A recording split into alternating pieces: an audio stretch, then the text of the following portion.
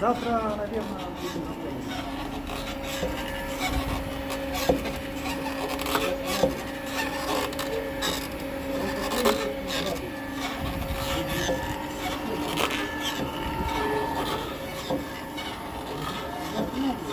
Дима, его надо останавливать, он будет не